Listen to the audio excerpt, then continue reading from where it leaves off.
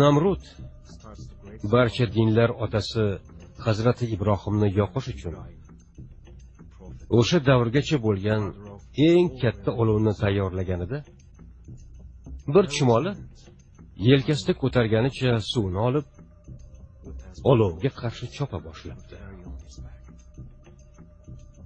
Tepada og'zidan olov uchun cho'p tashiyotgan qarg'a kichkinagina chumolni ko'rdi va chalg'itish uchun so'rabdi.